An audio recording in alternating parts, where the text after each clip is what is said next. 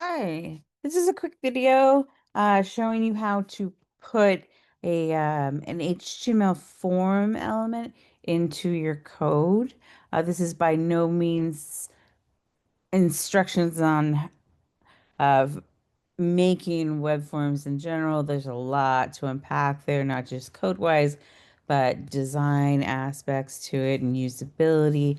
But for your intentions and right now for this project you're working on, you just need a text field basically with a button. And I'm going to show you that, but along the way, I want to show you some other stuff that forms can do. Just to expose you to it if you see them out in the wild. Okay, so most of HTML form elements are inputs.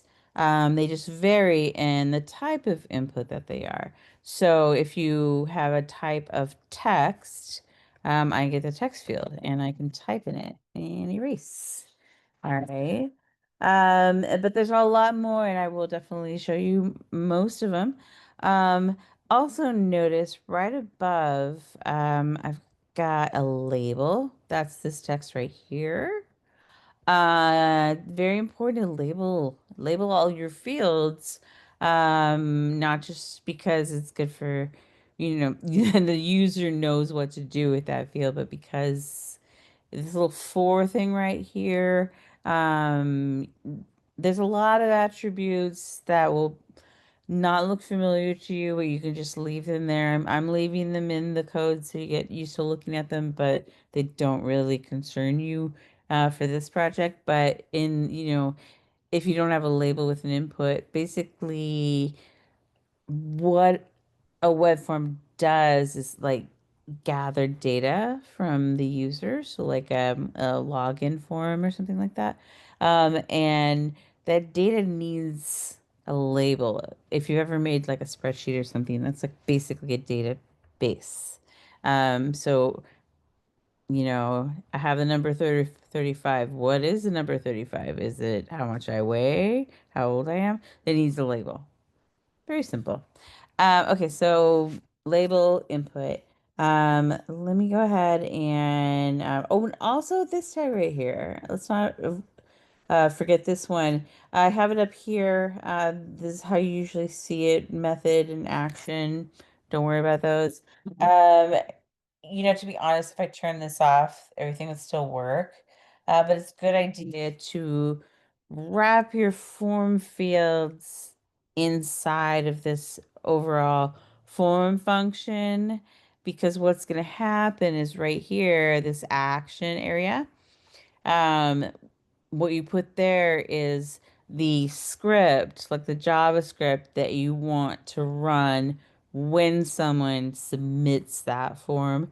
So you want all that information to be uh, grouped up together and sent to the server. So that's why we have this. But for design wise, it doesn't affect it. Let's look at some other forms here. I'll just da. There he is. Boom. Look at all that stuff. Okay. Oh my goodness. You are not. Huh, that's weird. It's gray, but it's working. Okay. So as you can see, a lot of them look the same. Like that looks like that, looks like that, looks like that. The difference comes in the computer being able to recognize what kind of data it is. So text is text. Email looks just like text, but with the idea that eventually you can have it checked to see if it's a valid email address with a at sign and a domain and all that. We've got one called password. Its type is password. It looks similar, but when you type, you get these bullets instead of text. Okay, you've seen this before. The next is there's one called number. Interesting about thing about this field, you get these little pickers right here, these little up and down arrows.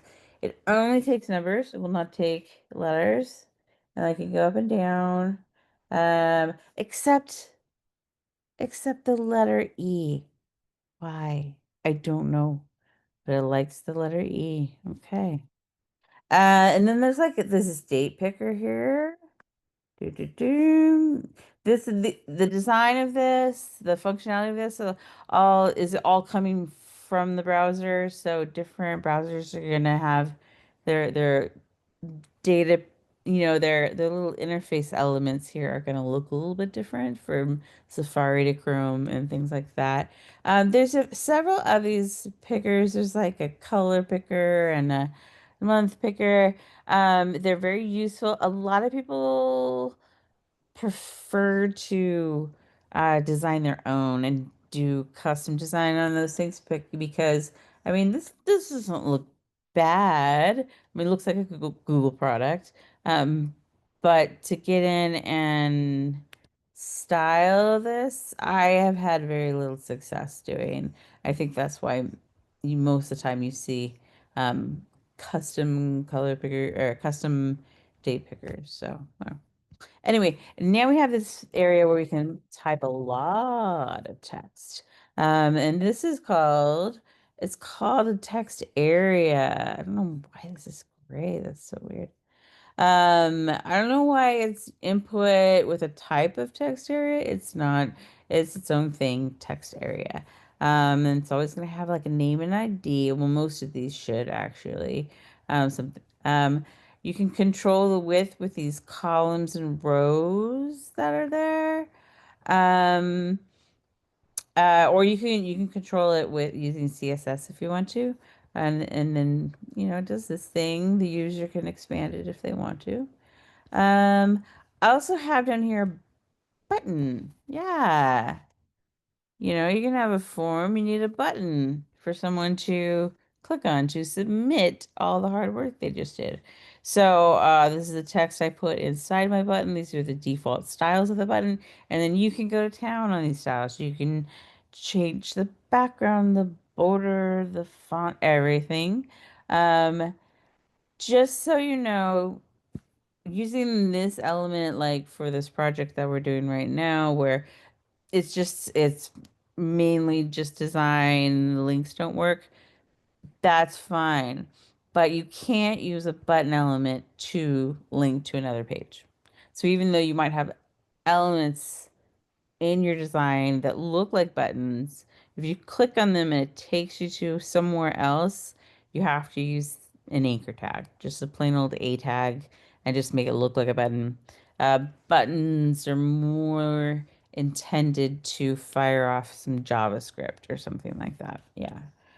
And then we have these things called field sets. See right here? And we've got this field set. The reason these are both wrapped in field set um, is because the data in here is very connected.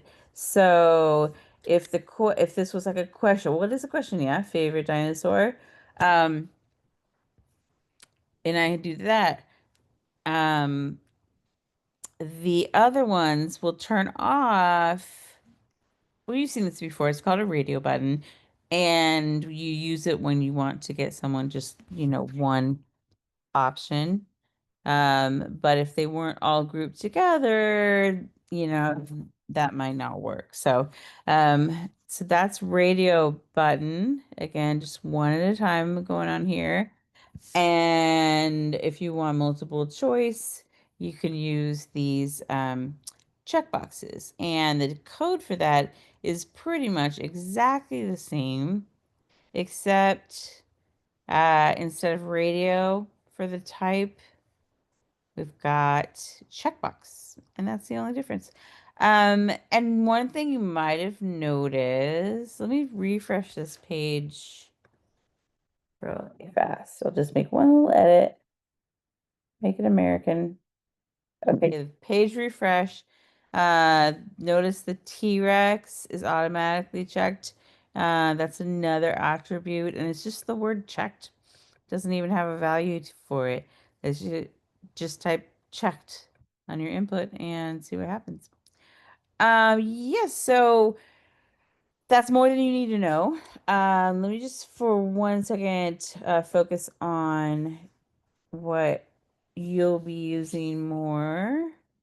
And that's this label and input up here. And hopefully, I can only hope you notice something important, and that is that labels and inputs are both inline elements. So notice there's no line break. Name is not on top of the field. Uh, Great. And if that's what you want, super. I prefer to have the label on top of it. So how would I do that? Well, you can style, remember, you can style these things any way you want. Change the font, add some padding in there, background color change, border, you can change the border. Um, so what I'm going to do here, I'm going to say input, just real CSS. And I'm going to say, hey, you're now a block element. Thank you. And there I have a stacked. One more place over, I said it. One more attribute that I did not show you. There is an attribute that goes in here called placeholder. Um,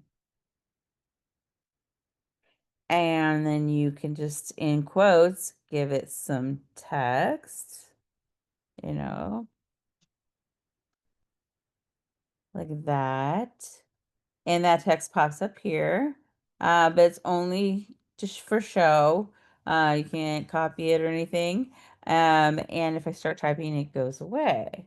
So you might be tempted to skip the label here and just put your actual label text inside as placeholder. I would say hold on a second. Research has shown that that's actually not a great way to design your forms because if somebody's going through a form, they enter this field, say they start, and then they get distracted, they get a phone call, something, they go back, they don't know what they're typing, they don't know what that field is for. You can double up, you can have a label and a placeholder, and that's cool too. All right. I hope this has been helpful. I will see you in class. Bye.